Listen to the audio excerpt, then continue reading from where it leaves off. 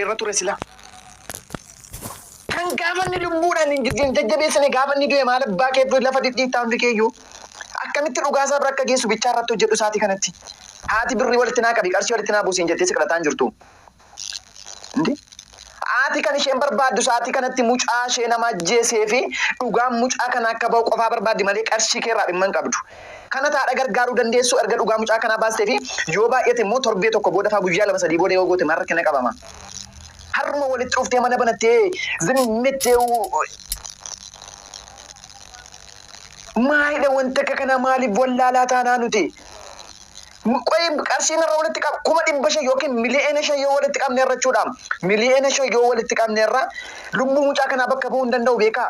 Haadha kana kan nuti jajjabeessuu qabnu akkamitti dhugaa mucaan kana akkamitti ba'ee eenyutu ajjeese maaltu lafa buuse kan jedhudha bira ga'uudhaa qabna malee. Qarshii walitti buusnee as kunis dhufee abdiinis dhufee mana bane taammanaanis taammiruunis maaloonis maaliinis mana bane qarshii walitti buusaa. Maal uummanni keenya uummata akka warra addaa kamii akka ta'e anna bitaanatti galee dhugaa rabbi. Rabbi Yesuus.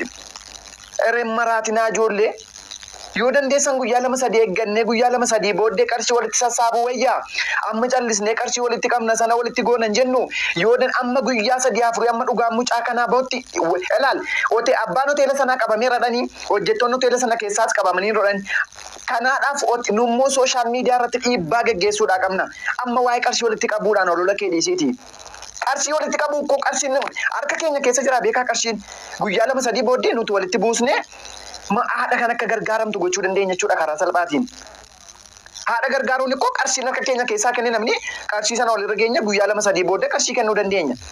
Qarshii damma walitti qabaattu haadha kana jajjabeessuu hin danda'u waan barbaadde jedhi. Dhalli namaa qarshiidhaan bakka bu'uu hin danda'u. Amma garuu sa'aatii haadha kana kan nuti ittiin jajjabeessuudhaa qabnu bira dhaabanne gumaan mucaa kana akkamitti akka bahu yookiin immoo dhugaan mucaa kana dhokatee akkamitti akka bahu qofaadha kan nuti gochuu qabnu.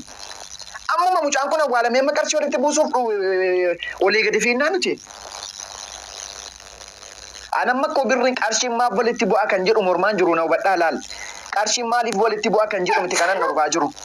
Qarshiin dirqama walitti bu'ee maatiin sun jajjabeeffamuudhaa qabu. Haati isaa gargaarsa mucaa kanaatiin akka jiraattus dhagayeera quba qaba. Na caala quban qabdu wanni as jala dhuftee koomentii zimmettee koomentii badaa barreessitu infoormeeshiniin qabu na caala hin qabdu ishee hafuufa kee nafuuf hin calliste. An kanan je amma mucaa kana quuqamu mucaan kun mucaa biyya kiyyaati. Garuu kanan jechaa jira mucaan kun maaliif gargaaramaa kan jedhu miti maatiin kun maaliif gargaaramaa miti. Mucaan kun awwaalamee guyyaa tokko tumbuliin ilaal sila awwaaltee dhuftee amma buusiidhaaf kanatti fiiddu maaliifi haati koo gadda isheen mimmaan isheerraa hin qorre beekaa. Etuu mimmaan irraa hin qorre qarshii walitti buustee taphintatti itti kenni taati. Qarshii kanaan mucaan kee bakka sii wattiin jettaayi. Indi mata jazbaa kamitti buumanni nu jala guute. Bakka guyyaa muraasaatti taragaaggoofnee guyyaa muraasaatti ilaallee kaanee maal gochuudhaa qabna? Qarshiin guyyaa 2-3 booda iyyuu hin qaqqabala.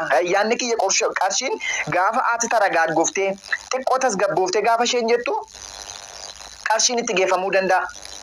Amma garuu kottu akkaawuntii kee banadhu akkaawuntii sii bannaa ammuma ammaa qarshii walitti sii qabneetu iyyuu sii kennina gaafa jettuun indee maalitti haadha kanatti maaltu dhaga'ama? Dhala koo qarshiidhaan na jijjiiraaru dhala koo qarshiidhaan bakka naa buusaaru wanna jedhutti dhaga'ama beekaa. Haadha kanatti sa'aatii kanatti koo waa'ee rakkina isheetti hin dhaga'amu beeki. Agabuu bultus nyaattus dhugdus wanti waa'ee nyaataaf dhugaatii ishee haadha kanatti hin dhaga'amu sa'aatii kanatti. Kan itti dhaga'amu waa'ee dhugaa mucaa ishee jechuudha. Mucaa ishee abbaan nyaate abbaan ajjeese kana qofaa barbaaddi isheen. Waa'ee walitti qabuu qarshii keetii isheen siin barbaaddu. Kun faayidaa mataa keetiif jettee didichaarta malee. Imimmaan ishee qoruu takka obsaamee rabbii jedhaati. Imimmaan ishee qoruuti guyyaa 2-3 obsinaafi. Gargaarsi haadha kanaaf akka barbaachisu dhibba gadi fageessee nan beeka. Anis haqanii humna hin danda'u koo gargaaruu nan danda'a beeka. Garuu yeroo guyyuma muraasa mimmaan haadha kanaa xiqqoo ijarraa qoru. Kan nuti ittiin jajjabeessuu qabnu dhugaan mucaa keetii ba'aa jira. Ijoolleen mucaa kee ajjeesan seeratti dhiyaataniiru. Nuti immoo gadi fageessinee bira dhaabbataa jirra. Jabeessinee bira dhaabbataa jirra jennee jajjabeessuudhaa qabna malee qarshii walitti sii qabna jette. Kadhata ilaal akka waan isheen du'a mucaa isheetti gammaddee qarshii walitti naa qabaa jetteetti itti fakkeessaartu beekaa. Maal ta'a yoo gurraa guyyaa muraasa eegganneen? Guyyaa muraasa yoo genne maal ta'aadhaam kan na ajaa'ibanaan. Akka waan haati du'a mucaa isheetti gammaddee qarshii walitti naa buusaa jettee fakkeessitaniitu galgala kana hundi keessan kunis mana badee. Footoo qabatamaa saajjiin kun olaal kan qabnu harka keenya irraa jechuudha. Walloo irraa baasanii ijoollee keenya mana hidhaa walloo irraa baasanii makiinaadhaan fidanii bakka tokkotti rashanani. Kan kana godhe eenyuun artistii warra kan Amaaraati jechuudha. Artistii Amaaraa keessa garuu Finfinnee keessa kan akka barbaadetti zanaa jedhee kan jiraatu eenyuun artistoota Amaaraati jechuudha. Artistiin inni keenya inni Garraamiinoo hin ajjeefama. Hayyoonni keenya inni Garraamiinoo hin ajjeefama. Oladeemaan keenya inni Garraamiinoo hin ajjeefama. Artistiin Amaaraa ilaalimee Finfinnee keessatti akka inni itti fataa akka inni itti zanaadhee jiraatu. Nu gumaa tokko baafachuu dadhabnee beekaa. Afuuffaa duwwaa yoo hundi didichuu qofaa godhachuu qofaa. Indii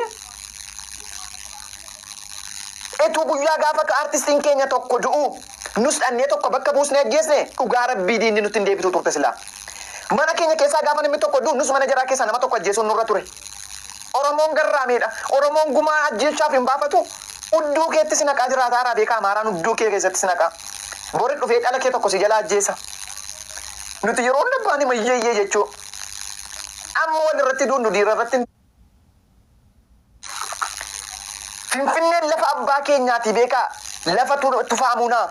Lafa tuulamaati beekaa lafti Finfinnee. Lafa keenya lafa Oromooti beekaa. Kan irratti garuu akka barbaadetti jiraataa jiru artistoonni Amaaraa. Guyyaa tokkitti utuu wanti tokko irra hin ga'iin sodaa tokko malee uummata keenya walloo makiinaadhaan baasanii rashananii Finfinnee keessa zanaa jedhee kan jiraataa jiru warra artistoota Amaaraati. Artistiin Oromoo inni Garraamiin kunoo inni gowwaan kun maal ta'a? Lafuma deemutti ajjeefama. Alii mana hoteelaatti ajjeefama. Alii karaa irratti ajjeefama. Karuma deemutti du'a. Uummataan bayyeessu. Ani rabbiin akka godhe ani hin beeku man dhugaa Waaqayyoo hangaafane waa'ee kan keenya yaadu. Dhugaa mucaa kana barbaaduuf utuu hin deebiin irra immoo maal goona qarshii walitti qabna. Abdiin Geetaachoo mana banee kottaa qarshii walitti qabna. Taammanaan, Taammiruun, Geexeen, Galashiin, Meeloon, Mintagas. Maal uummata joonjaa akkamiiti adaraa rabbii nuti? Bifaxaari Amlaak. Harmeedhuma kanatti maaltu dhagahama sammuu isheetti kan na ajaa'ibonaan sammuudhuma harmee kanaatti maaltu dhagahama? Harmeen ishee qoy qarshii walitti naa buusaa nan rakkadhe waan an nyaadhu dhabee isiniin jetteetti gadda mucaa ishee ilmimmaan ishee iyyuu irraan qorreewu. Utuu isheen mucaa boolla keessa buustee ol hin galin akkaawuntii bansiisanii buusuudhaaf fiigu. Namoonni baay'een ittiin nyaachuuf ittiin daldaluufidha. Mana kee guddifachuufidha namoonni baay'een kanatti akka gochaartu nan beeka nama baay'ee. Ittiin mana kee guddifachuuf ittiin irraa yoo akkaawuntii kee irratti argisiisa tasa kaan ittiin nyaachuudhaaf malee dhugaa rabbii jechuudhaaf haadha kanaaf yaaddanii miti. Fudhatama argachuuf. Refa Yesuus maal uummata akkamii yaani an Oromoodhuma uummanni dhamu kun uummata jaambaa akkamii ta'e. Kotta abbootiin keenya warri durii nu caalu beekaa bara kanatti qubee jenereeshin jedhamne kan waamamnu uummata joonjaa taane bara keenyatti seenaan fokkisee beekaa. Saatiitti dhaloonni kun gumaa baafachuu qaba jedhutti gumaa baafachuu mitiiti beekaa. Isa ajjeefame mataa isaa sirreeffachuun nutti ulfaati beekaa. Maaliif wallaalaa taana? Kan kaleessa lubbuudhaan utuu inni jiruun gargaarii narra battee foloorsiitti guurtee foloon iddoo haadha keettan ammoo. Fagaara haadha keessanii. Mucaan kun doorsifamaan ture jedheera laalaa. Na doorsisaa turan jedhee ergaa gosa dhumaatti jedhee barreeffamanni barreessee poosti godhe ergataniittu. Utuu lubbuudhaan jiru maaliif naman gargaartan wanna jedhu dhaamsa guddaa dhaammateera. Guyyaa gaafa inni na ajjeesuu fi na doorsisaniiru siin jedhee sitti mee warri dhuufuu kee abbaatee dhuftu maaliif sooshaal miidiyaatti as baastee himne? Kan naan galle saabar. Mucaan kun ajjeefamuuf doorsifamaan jira erga dhufee sitti matee maaliif sagalee isaa dhoksite? Arrabbaatee ittiin foloorsii guurrachuuf ittiin beekamtee argachuudhaaf iyyuu mucaan kun doorsifamaa ture akka kana ta'e akka sana ta'e jetta. Lubbuudhaan gaafa inni jiru mucaa kanarra doorsisaggaa jira jettee abbaateen himtu. Isa iyyuu immoo dhugaa rabbii wanta ijoolleen keenya dhoksaartan jechuudhaan qaama mucaa kana doorsise beektu. Mucaan kun gaafa namni doorsise namni na doorsiseera jedhee gaafa sinitti immoo gaafa mucaan kun namni na doorsiseera jedhee sinitti immoo callisee nama na doorsisee siniin hin jedhu. Abaluu na doorsise wayi qaama mootummaatti siniin jedha wayi nama dhuunfaatti siniin jedha. Kana beektu jala murtanii beekaa dhoksaartu malee. Guyyaa gaafanni siddisiin nan doorsifamee naas fararaaru na ajjeesuudhaaf gaafanni risitti immoo abbaatii dubbachuu dhiiste gaafanni wareegamu mucaan keenya doorsifamaa ture duriyyuu jettanii dhuufuu dhudhuuftu. Hiriyoon numti isaa hiriyoomni mataa isaa dogoggora guddaa qabdu jechuudha. Qaama akkamiin doorsisaara siin jedhe gaafa sana siin jedhe. Gaafa na doorsisaa jiru doorsifameera siin jedhu koo abaluu isaa wajjin sitti maa beekaa dhoksaartu malee akka mucaa keenya. Maaliif nama si ilaal utuu akkam ta'e gaafa mucaan kun doorsifamu silkii sana deemee teeleedhaa baasisuu danda'a ture. Maaliif lubbuu isaati waan ta'eef sinajjeesaa argadhee namni tokko na sodaachisaara ta'e silkii sana karaa kamiin iyyuu bira ga'uudhaan dirqama irra jiru ture. Guyyaa gaafa mucaan kun si ajjeesattiin jedhanii doorsisanii maaliif warreen qaamonni beektan silkii sana teelee fuutanii hirtanii maqaa eenyuutiin siimiin sun akka ba'e eenyutu akka ajjeese nama kamtu akka ajjeese sambukkee sana akkamittiin iyyuu akkamittiin adda baasuun sanitti guddatarra gaafa namni du'u sagalee isaa fuutaniitu qilleensa irra raastu afuuftuu duwwaa nana. Guyyaa gaafa ni lubbuudhaan jiru kan biraan dhaabanne guyyaa gaafa ni lubbuudhaan jiru kan hin birmanne farra baataniitu iyyuu ittiin dhuufuu keessan dhuftu. Sagalee mucaa kana kan ukkaamse sinuma warra hiriyoota isaatti kaan immoo warra an ajjeefamuufidha jedhee dhugaan isinitti mate an ajjeesuufidha jedhee erga isinitti mate maal abbaa keessaniitiif sagalee isaa dhoksitaniidhaaf gaaffiin kiyya tokko. Kan biraa immoo mucaan kun erga ajjeefamuuf itti mame nama sana nama doorsise sana yoona isinitti meera maaliif dhoksitan? Callisee na doorsise isiniin hin jedhu abaluu na way qaama mootummaatti siin jedha way dammoo nama dhuunfaatti siin jedhee sitti hima. Dhugaasaa dhoksitanii irra hin taa'inaa. Daa'imni xiqqoon tokkotu sireerraa konkolaatee kufee bar lubbuun isaan darbu hin hafa madaa'ee tafa mucaan kun mana shaaworii keessatti mucucaatee waan kufuuf hin qabu waan kufee du'uuf hin qabu. Har'a dhugaasaa dhoksuudhaaf immoo poostii namoota akkaawuntii feekii baay'ee banatanii namoonni baay'een dhugaa mucaa kanaa dhoksuudhaaf xaaraa jiru jechuudha. Poostii baay'ee argeera jakootiin. Mucaan kun dhugaa mucaa kanaa dhoksuudhaaf namoonni baay'ee yaalii gochaa jiru. Ijoolleen keenya kana gadi fageessaa beekaa. Joon jirtuudha ijoolleen keenya immoo kanan sitti muna dhaggeeffadhu seeraan. Poostii namni dhuunfaan yookiin akkaawuntii feekii banatee ittiin poostii godhu walirraa fuutanii qilleensarraan faarsinaa. Taragaaggaa rabbii jedhaati ijoollee keenya. Poostiin kun kan dhugaadha moo kan sobaati? Akkaawuntiin kun akkaawuntii dhugaati moo akkaawuntii sobaati kan jedhu ledda baasuu yaalaa. Callistanii dhuma bakka poosti ta'ee waa'ee mucaa kanaa kanatti ta'e jettanii nan qilleensarraan kaasinaa.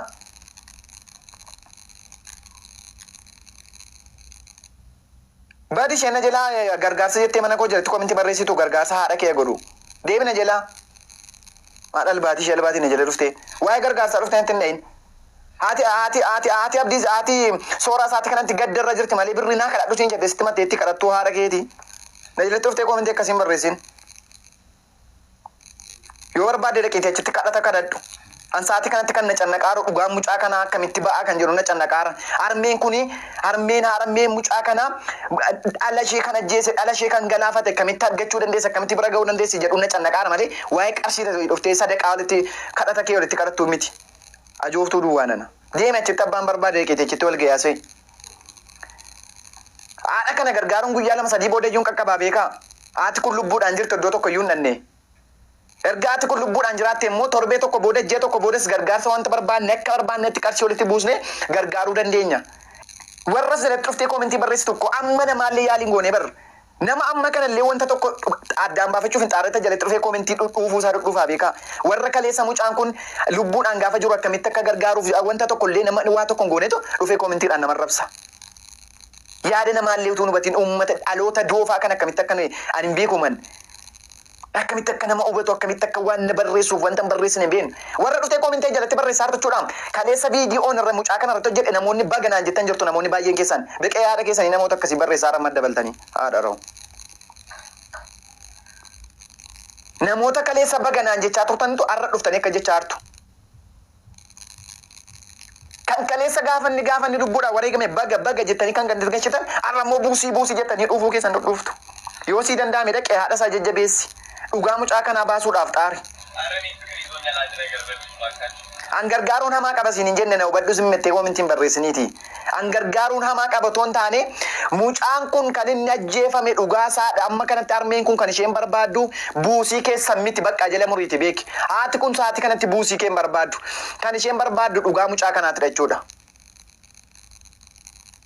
Soolan hudduu keetta galu soolan bira deemette na gorsin dhuftee manni kun mana kiyyadha. Mana kiyya irratti baradhee haasaraa dhuftee gorsa nan gorsin. An gorsa keetiin miti kanan itti adeemu. Mana dhuunfaa kiyya irratti haasaraa onna ta'edhaaf. Gargaaruun dhiibbaa qaba wayii immoo gargaaruun rakkina qaba siin jechaan jiru. Na hubadhu zimmettee inni alba'iliiti of keessaa. Gargaarsi kun guyyaa 2-3 booda yoo ta'e maal qaba? Amma sa'aatii kanatti haati kunoo qarshii walitti naa buusaa sin jettee sin hin kadhanne. Haati kunoo sa'aatii kanatti kan isheen barbaaddu dhugaa mucaa isheeti. Dhugaa ilmi ishee akka ba'u barbaaddi. Haqni ilmi ishee akka ba'u barbaaddi. Maaltu didichitanii har'a akkaawuntii bantanii haadha kanaaf qarshiidhaan bakka buusuuf deemaa hartuu hiikoyi. Gargaarsa guyyaa 2-3 boodatti deebuu dandeenyaadhaan yaadni kiyya. Kan sin gochuu qabdani akkamitti dhugaa mucaa dhokate dhugaa mucaa kanaa dhokate baafnaadha bakka.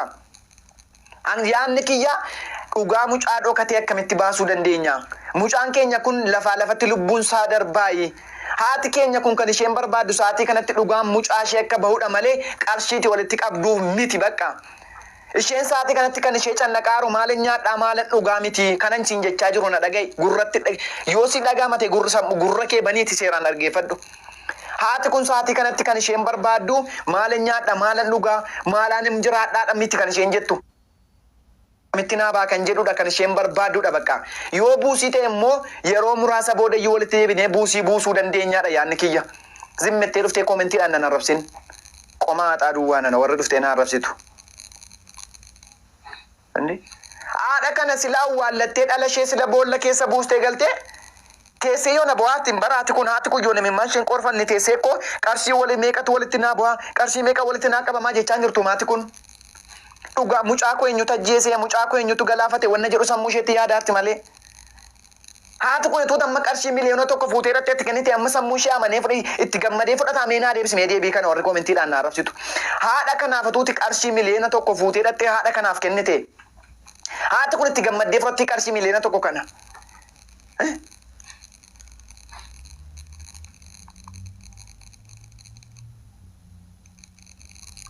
Kan na ajaa'ibe kana beekanaan haadha kanaaf qarshii miliyoona 1 fuudhaa dhaqaa kennaati. Mee akka isheen dhala isheetti akka isheen itti gammaddee fudhattu ilaaltuuti. Kan sa'aatii kanatti ishee cannaqaa jiru mucaa koo eenyutu ajjeese maaliif na jalaa wareegame kan jedhudha. Kanatti qarshii walitti buustee fi kennitee akka haati kun itti gammaddee wayyoo dhuguma namni na bira dhaabbataayi dhuguma Oromoon koo na bira jiraayi kan isheen jetteetti amantu yoomidha. Guyyaa gaafa isheen waa'ee dhala mucaa ishee kana xiqqoo taragaaggoftee gaafa sammuun ishee tasgabbaa'ee jedhu qarshii fuutee irratti yoo itti kennite ookee Oromoon koo ijoolleen na bira jirtidha namni na bira dhaabbatu jiraayidha jettee sammuu isheetti yaaddi. Amma garuu tuuti dhattee qarshii miliyoona 1 fuuteetti kennite jechuudha. Qarshiidhaan naa jijjiiranii dhala koo siin jetti. Kana jala murii beek. Qarshiidhaan jijjiirtee dhala koo siin jetti malee waan siin jettu hin qabdu. Guyyaa gaafa sammuu ishee taragaaggaa'u garuu yoo fuutanii geessitanii fi wanta sammuu isheetti hin hidhuun qabu jechuudha. Haadha kanatti wetu himmaan ishee jarraan qorfatiin buusiidhaaf hin maraatin ibboo. Dhugaa mucaa ishee baasuudhaaf deemi yoo dandeesse.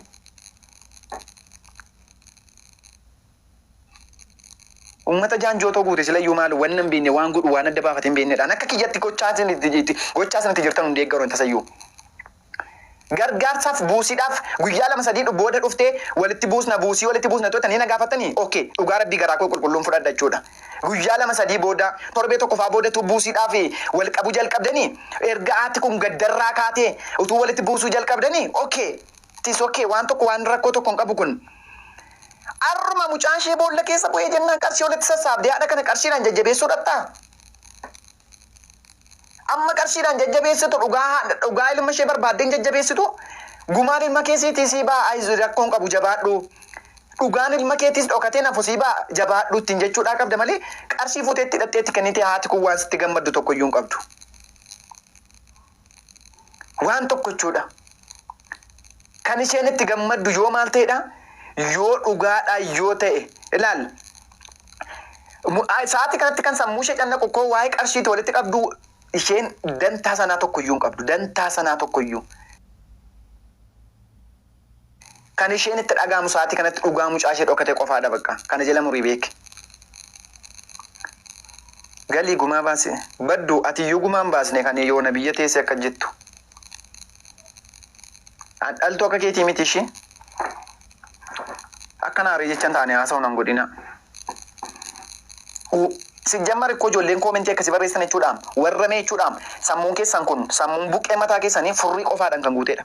Warri koomentii nama arrabsitu barreessitan koomentii arrabsoo kan barreessitan dhaggeeffadhaa deebisanii deebisu. Buqqee mataa keessanii kana keessa kan guute furrii qofaadha jechuudha. Furrii sakkeedhaan funyaaniin baafatan furrii qofaa keessa guute. Yoo dandeesse yaadaan mormuu yaali. Kanarraan kan haftee ta'anii arrabsin. Yaadni kee kun akkasidhi yaadaan naa ibsuu yaalirraan kan hafe dhuftee arrabsoon arrabsin. Haramane.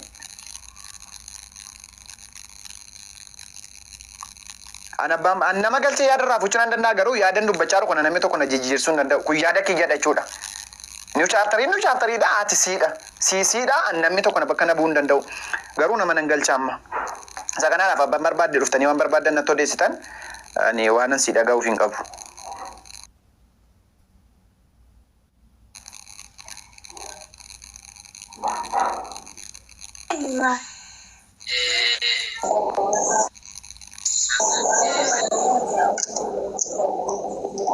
Hello.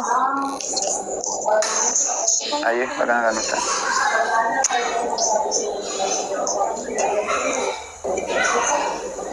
Hello, nagain sepatu.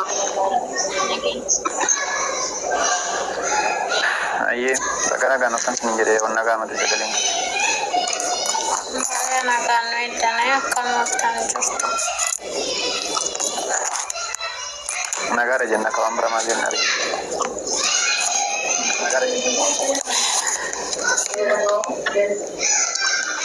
Nagaan hunduma keessanii faatu sagaleen na bira jira dhiifama waliin jiru hunduma keenyaafuu ijoollee Oromoo hunduma keenyaafuu jabinaa kennu maatii mucaa keenyaaf jabinaa kennu sababa Oromoo. Amma dabareedhaan amma dabareen sinii kennaati dabareedhaan haasaa eenyudha kan yaadaa jalqaba irratti kaasee haasa'u barbaada. Wanna haasa'u barbaadan daqiiqaa lama sinii kenna daqiiqaa lama jalqabarraan meerii kan jedhutti fume yaada kee meerii jalqabarra kan jedhu. Daqiiqaa lama sinii kenna daqiiqaa lama fayyadamu. Duraan dursaan kan sifaatu hunda keessaniif dabalataan yaada ijoolleen agaatam nuti godhaa yaadan ibsachuu barbaade yaada kennan deeggara dhugaa kee dubbachaa jirta. Qarshiin ni qaqqaba. Qarshii waa'ee qarshii haati mucaa gumaa mucaa ishee nama mucaa ishee ajjeese baruu barbaadde malee yeroo kanatti waa'ee qarshii isaan dhibee yookaan rakkina qarshii qabaatanii jiru jedhee yaada qarshiis immoo hin qabani. Oromoon keenya gaa maaliif akkas yaadan hin beeku. Gargaarsi kanuma jiru hin gargaarinaa jechuu keenya miti. Gargaarsi ni qaqqaba. Guyyaa muraasa booddee guyyaan ni jira. Gargaaruu ni dandeessu. Oromoon ko ijoollee mucaa koo waan jaallataniif akkas naaf godhanii jedhanii eebbayyuu namaaf kennu haati. Garuu immoo sa'aatii kanatti harmeen isaa kan barbaadan. Siduma namni poosti godhe ilaalteetu iyyuu akka waan dhugaa akka waan tokko beektu of ilaalti. Amma namaallee biyyatti wanta tokko waan adda baaste nama yaadii gootetu wanta tokko tu yaalin dhuftee koomintee jirti barreessitee waan akkasii barreessiti.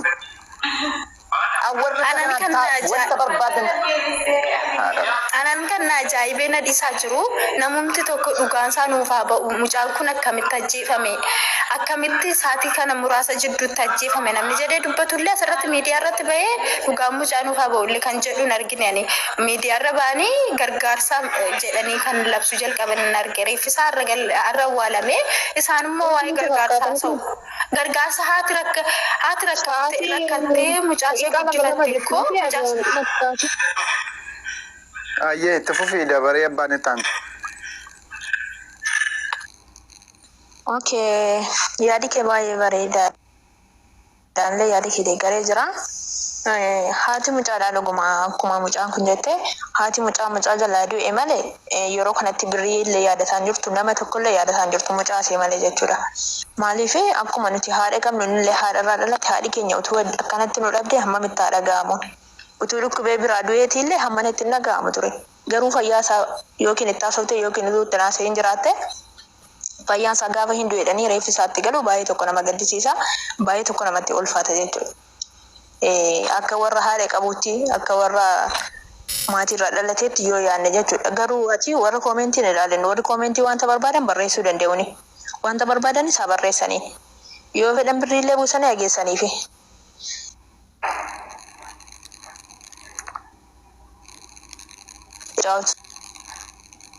Too hin beekne akkuma asii Finfinneedhaa itti deemetti dhaqee hawwaalame fuulli isaa madaan isaallee utuu hin argamne homaa tokkoon isaallee utuu hin argamne jechuudha.